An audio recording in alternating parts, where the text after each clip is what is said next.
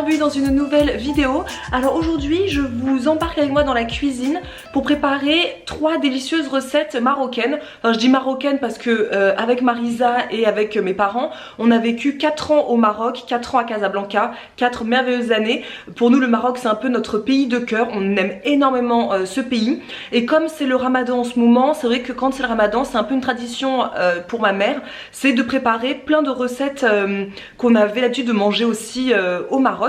Donc je dis recettes marocaines mais bien sûr je suppose qu'il y a le même type de recettes en Tunisie, en Algérie, donc on dira plutôt des recettes maghrébines.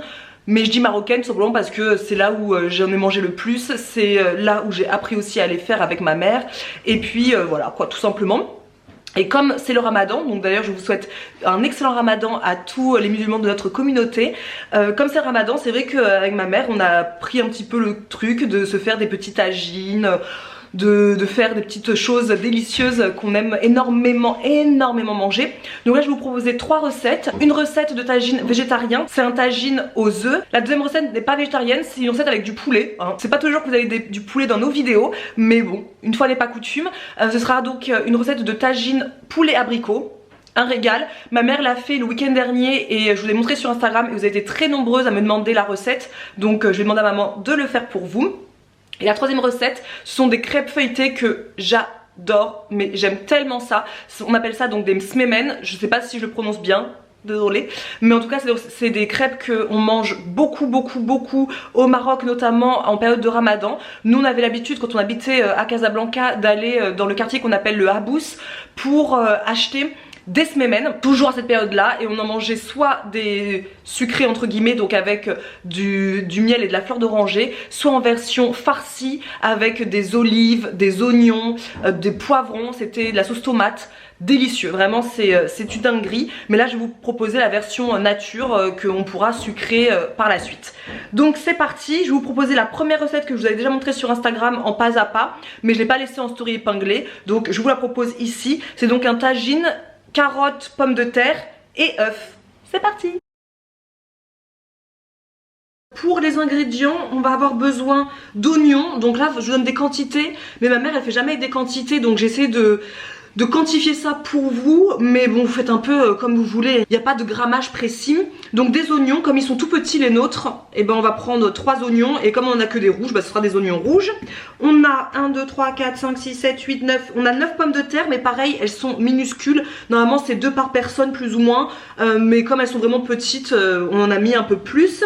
Et il y a 1, 2, 3, 4, 5, 6, 7 carottes, pareil il y en a vraiment de toutes les tailles, donc voilà. De la coriandre, ça c'est pour la fin, donc là ça vient de notre jardin.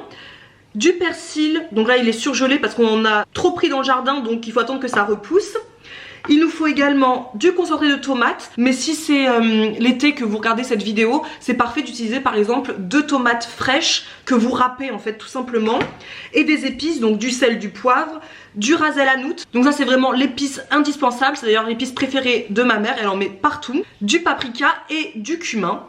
Voilà, et moi je vais pas saler devant vous parce que je vais en mettre de côté pour le mixer un petit peu pour Alba, puisque maintenant elle mange un peu comme nous. Je mixe sa partie et j'évite de trop saler. Donc c'est parti, on va mettre d'abord dans notre faitout.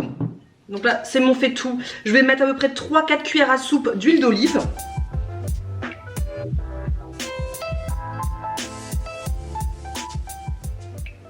Et je vais couper directement dans mon faitout les oignons. Je le fais vraiment à la bonne franquette. Là je vais pas vous faire une vidéo hyper travaillée etc. On est quand même nombreux à la maison. J'ai pas mis tout le monde dehors le temps de faire la vidéo. Donc vous allez sûrement entendre du bruit, Alba qui joue, un peu de musique et des choses comme ça. Donc vraiment bonne franquette quoi. Donc voilà, je coupe grossièrement comme ça directement dans mon faitout. Allez, j'allume le feu. Donc je vais commencer par le feu moyen on va dire. Le temps de faire saisir un petit peu les oignons. Et pendant ce temps, je vais couper tous mes légumes, donc mes carottes et mes pommes de terre et le persil. Donc on coupe les carottes en bâtonnets. Puis je les mets au fur et à mesure, hein. On s'embête pas.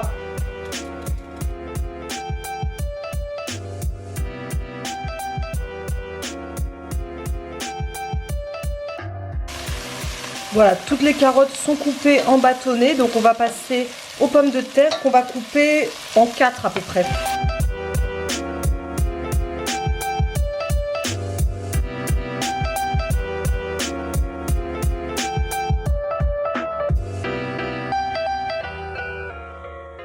Alors, dans un petit bol, je vais mettre environ 2 cuillères à soupe de concentré de tomates.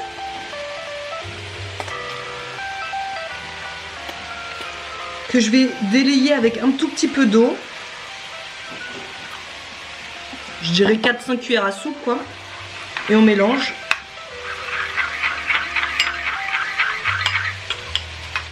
Voilà. Donc là on va mettre toutes les épices. Donc c'est 1 cuillère à café de chaque, 1 cuillère à café de paprika, 1 cuillère à café de cumin, 1 cuillère à café de ras el hanout, du sel, du poivre.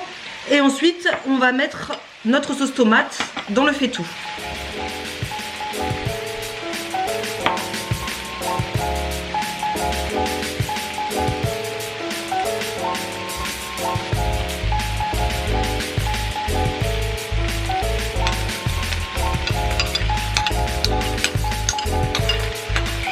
On met également notre persil.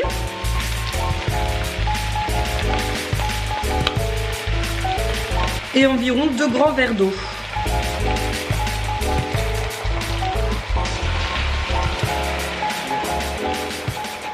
Donc là c'est encore sur le gros feu, mais on va changer de feu tout de suite.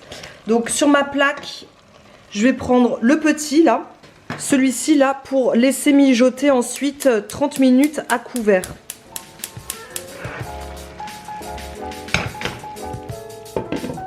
Et voilà, bah, c'est hyper rapide, donc là on va laisser mijoter 30 minutes, de temps en temps je vais aller voir, retourner un petit peu etc. Et au dernier moment, donc quand ça fera 30 minutes, on éteindra le feu, on ajoutera des olives, on ajoutera de la coriandre, parce que la coriandre c'est pas très bon quand c'est cuit, et on ajoutera nos œufs durs. Donc moi j'ai déjà préparé mes œufs durs ce matin, mais là c'est le moment de faire cuire ces œufs pendant qu'on est en train de faire mijoter ce tagine. Je reviens après.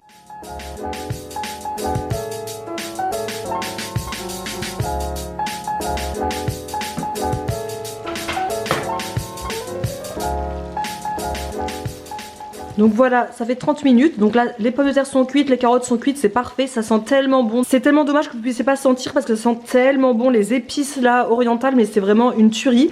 Donc là, j'ai pas encore éteint le feu, je vais juste ajouter mes olives. Donc je mets le fond du bocal. Là, je vais pouvoir mélanger grossièrement et les faire un petit peu cuire parce que j'avais dit tout à l'heure que c'était hors du feu. Et ma mère vient de me dire non, c'est quand même meilleur quand ça cuit un tout petit peu.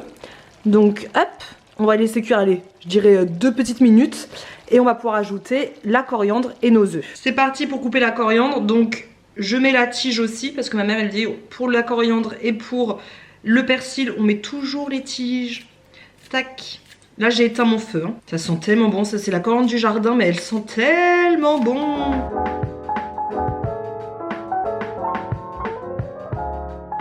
Et ensuite mes œufs durs je les coupe en 2. Donc là j'en ai mis 3 parce qu'on est 3 aujourd'hui. Tac. Et je les pose dessus. Mais vous pouvez manger comme ça hein, sans avoir besoin de mettre un œuf hein, et le laisser vraiment 100% légumes. Mais nous on aime bien avec les œufs. Et voilà, donc sachez que vous pouvez très bien faire cette version là avec aussi des courgettes. Quand les courgettes arrivent, c'est super bon d'en ajouter aussi. Il suffit juste de rajouter des bâtonnets de courgettes vraiment quand il reste plus que, on va dire, 5 minutes de cuisson, parce que sinon ça va être totalement spongieux. Mais c'est une recette qu'on fait aussi très souvent l'été avec les courgettes, mais ne le mettez pas en même temps que les pommes de terre et les carottes, sinon ça va devenir une bouillie, ce sera pas très bon. Là, comme d'habitude, c'est encore une fois une base que vous pouvez pimper de la façon dont vous voulez. Vous pouvez ajouter de la viande si vous voulez. Nous, on la mange très souvent de cette façon-là. Nous, d'habitude, on le mange avec du pain rond à la semoule. C'est quelque chose qu'on aime beaucoup. Je vous mettrai le lien d'ailleurs de la recette que ma mère adore faire en barre d'infos. C'était la même chose que je vous avais mis dans la vidéo retour de course plus mes 3 recettes préférées du moment. C'est délicieux. Oh, les saveurs, vous mangez ça avec le pain rond pour la petite sauce qu'il y a au fond là. C'est une merveille. Mais là, flemme, on n'a pas fait de pain. Donc on va le manger comme ça. Oups.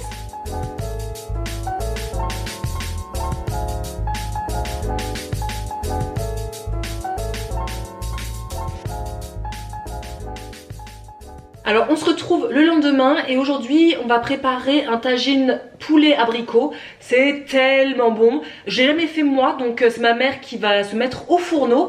Vous allez voir, les ingrédients sont archi simples parce que là vraiment, c'est des recettes que je vous propose. Là, c'est des recettes vraiment faciles, économiques, à la portée de tout le monde. Donc il nous faut 2 oignons, donc encore une fois des oignons rouges. Si vous avez compris, c'est que ça qu'on trouve actuellement pour nous en ce moment. Il nous faut des abricots. Donc des abricots secs, là je pense que c'est le reste du paquet, donc il doit y en avoir 1, 2, 3, 4, 5, 6, 7, 8, 9, 10, 11, 12, parce que c'était le reste du paquet de la semaine dernière.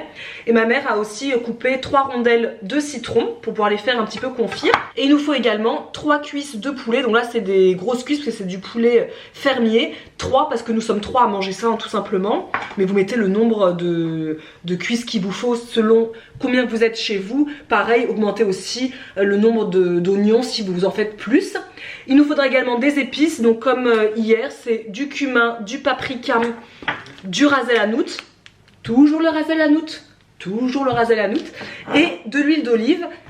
Et bah c'est tout. Vous avez vu, il n'y a pas grand chose quand même pour un truc absolument divin à la fin. Allez maman, c'est parti! Donc là on commence par mettre de l'huile d'olive. Donc là maman elle fait toujours à l'œil, mais comptez à peu près 3-4 cuillères à soupe, voire 5. Et on va mettre le feu en route. Pendant que l'huile d'olive est en train de chauffer tranquillement, ce que ma mère va faire, c'est qu'elle va mixer les oignons. Donc nous, on a notre petit mixeur à main Tefal qui est hyper pratique. Côté peau, d'abord. Tu parles tout doucement maman. Donc là, elle est en train de dire qu'elle va mettre le poulet côté peau dans l'huile d'olive. N'aie pas peur maman, tu peux communiquer. Alors je mets quand même du paprika doux sur ce côté. Là aussi une cuillère à café par exemple. Et là c'est quoi? C'est du cumin. Du cumin. Bon, il n'y a pas l'accent hein. Du ras el hanout. Ouais. Donc au bout de 2-3 minutes, on peut ajouter les oignons.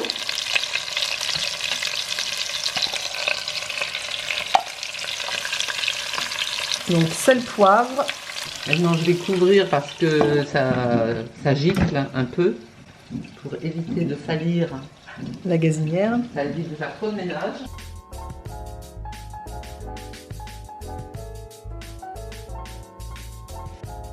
Donc la maman, elle découvre pour pouvoir retourner les cuisses, puisque le côté peau est quand même plutôt pas mal revenu là.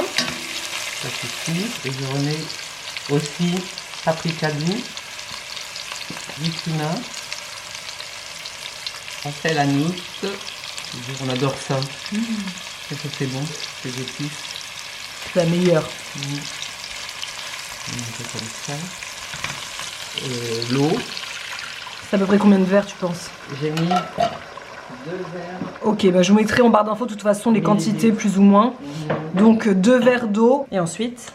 Et ensuite je laisse un peu bouillir et après je mettrai une rondelle de citron sur chaque cuisse et mes abricots. Mais si vous avez des... Normalement c'est du citron confit. Mais on n'en a pas ici, donc j'ai mis du citron frais. Mais une fois que c'est cuit, on dirait franchement du citron confit. Ah mais complètement, moi je crois que tu avais mis du citron confit la semaine dernière. Alors qu'en fait bah, c'était du citron frais que maman a coupé en rondelles. Mais c'est meilleur avec du citron confit si vous souhaitez ou si vous en avez bien sûr. Et je mets les abricots. Les abricots. Parce que j'aime bien le tagine pruneau, mais avec l'agneau. Je trouve que c'est bien. Ça, c'est bien aussi avec des raisins secs. Oui, sans abricots, que des raisins secs, par exemple. Et c'est tout? C'est tout. C'est tellement rapide ce plat, c'est incroyable. Et là, maintenant, je vais éteindre ce feu parce que ça bout. Et je veux que ça cuise tout doucement, tout doucement. Alors exactement comme hier, on va changer en fait de feu, on va passer de ce feu qui est moyen à un feu vraiment tout petit. Vous pouvez très bien sûr garder le même feu mais baisser au minimum. Et nous on préfère en fait passer sur une autre plaque tout simplement. Et combien de temps là tu vas recouvrir? Je pense 50 minutes. Parce que c'est du poulet fermier. Si c'est pas du poulet fermier, c'est peut-être 30-40 minutes. Oh oui. Après vous accompagnez ça de ce que vous voulez, donc peut-être de la semoule si vous voulez, des graines de couscous, ou là ma mère elle l'a fait des petits pains, donc on va manger ça nous avec des petits pains, et comme il n'y a pas de légumes, on aura donc en entrée une grosse salade verte. Donc là je profite que ce soit en train de cuire, ma mère elle a fait des petits pains, Voilà, comme ça, donc il reste plus qu'à les faire cuire. C'est pour accompagner, parce qu'il y a quand même beaucoup de sauce dans ce plat et c'est tellement bon avec un petit peu de pain. Donc là, ma mère, elle a fait des petits pains ronds avec des petites graines de pavot qu'elle a trouvé sur la chaîne YouTube de la cuisine de Linoucha. En barre d'infos, je vais vous mettre la liste des chaînes YouTube qu'on adore avec ma mère. Enfin, c'est surtout ma mère qui me les a fait découvrir parce qu'elle est fan de suivre des comptes de youtubeuses maghrébines en fait. Et toujours aussi facile, économique et avec de très bonnes astuces aussi de cuisine. Très bien expliqué. Et très bien expliqué. Franchement, c'est top. Donc, allez faire un tour.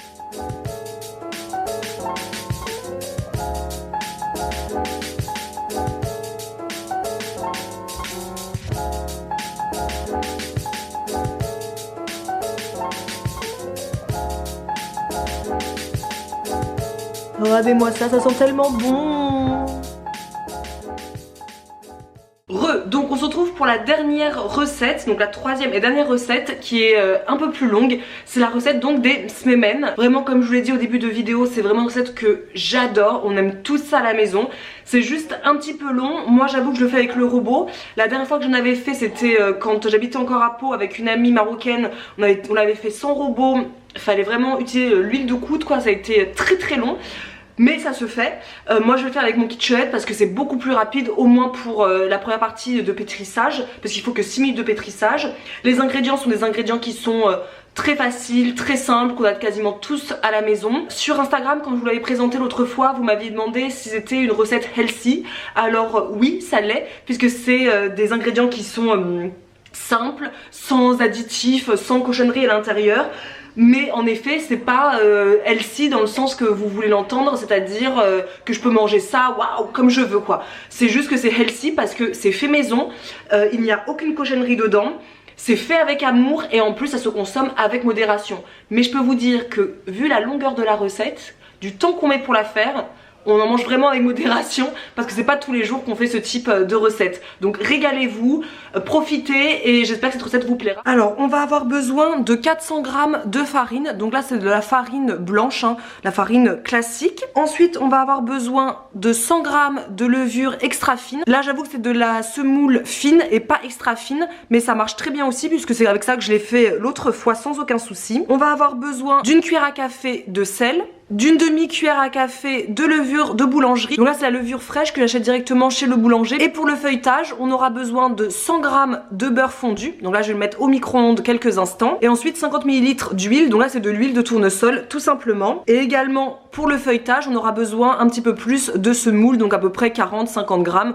Moi je mets un petit peu comme ça directement dans la soucoupe et j'en rajoute si nécessaire. Et bien évidemment pour la pâte on aura besoin d'eau. Donc difficile de vous donner une quantité d'eau parce que c'est vraiment en fonction de la pâte. Moi je commence avec 300 ml à peu près et j'augmente si nécessaire. Il faut que l'eau soit bien tiède. Alors c'est parti, dans le pétrin de mon robot je vais mettre donc la farine, la semoule, le sel et la levure.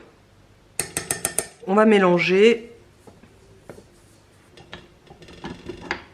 Et on va ajouter donc l'eau tout doucement, progressivement, pour voir en fait en fonction de la pâte. Donc c'est vraiment très compliqué de vous donner des mesures. J'en ai même pas trouvé quand j'ai essayé de retrouver un petit peu sur Pinterest des recettes de ces smemen.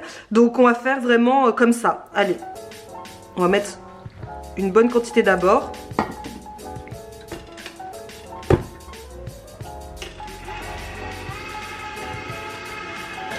Je rajoute un petit peu d'eau.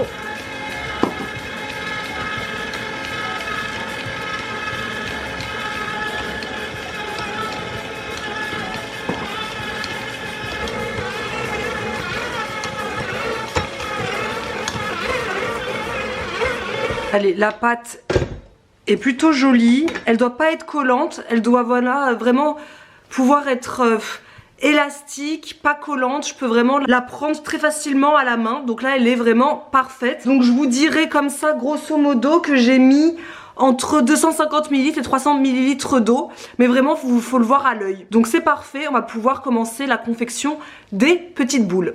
Donc on commence, on va mélanger l'huile et le beurre.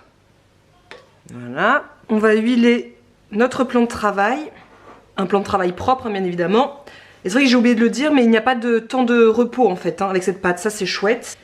Tac, je vais huiler un petit peu ma pâte. Voilà. Et on va pouvoir faire des boules. Donc hop, avec l'intérieur de mes mains, je prends une boule. Voilà. Ma première boule est prête. On la met de côté et en fait à chaque fois on va recouvrir nos boules avec du film alimentaire par exemple pour ne pas que la croûte se forme sur le dessus. Moi je vais juste mettre mon petit papier cuisson comme ça réutilisable et je vais revenir continuer à faire des boules.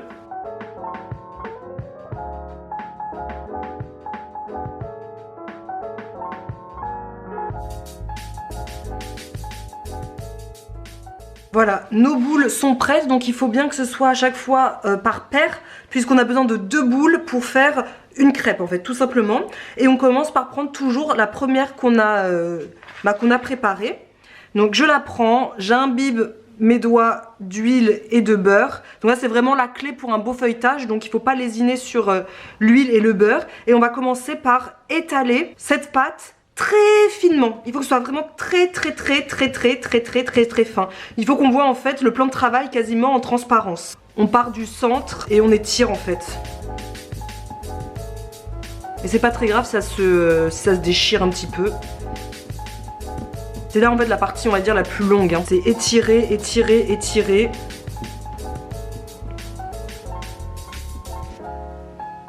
Là on va mettre encore un tout petit peu d'huile, enfin un tout petit peu, pas du tout, on va mettre de l'huile et du beurre, un petit peu de semoule, voilà, on étale bien partout et on va venir pour faire en fait un carré, donc on va plutôt le faire de ce sens là. Donc d'abord on replie un bord, on replie l'autre bord, pareil, du beurre, de la semoule et on vient former une sorte de carré quoi. Voilà, hop, pareil, du beurre, tac, et on le remet à sa place de tout à l'heure.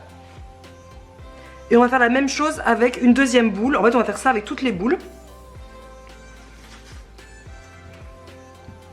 C'est parti, on recommence, on étire en partant du centre.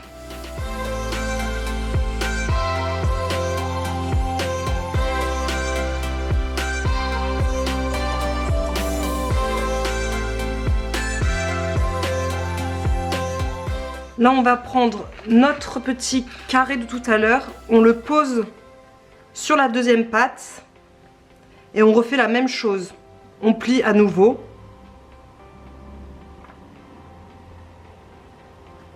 On rajoute du beurre, de la semoule et on refait la même forme en fait. Notre première crêpe en fait est prête.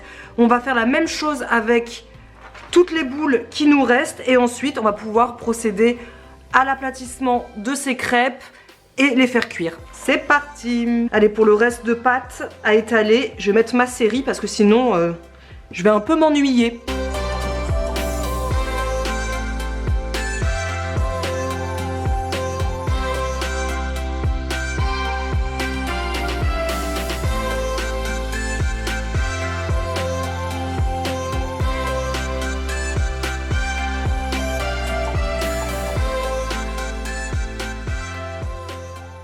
Et voilà, donc là, l'étape la plus longue est terminée.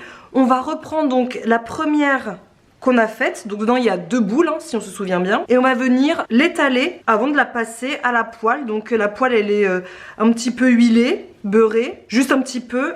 Et on va la faire cuire 3 minutes de chaque côté, tout simplement.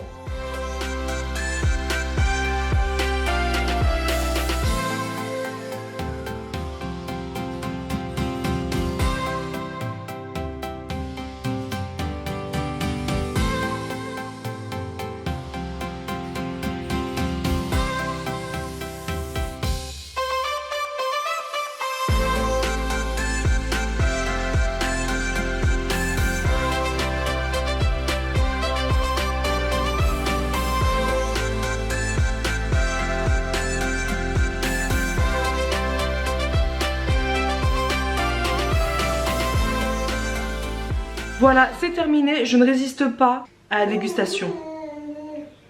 Je ne résiste pas. Je suis désolée de faire ça sous vos yeux ébahis, vos yeux peut-être envieux aussi.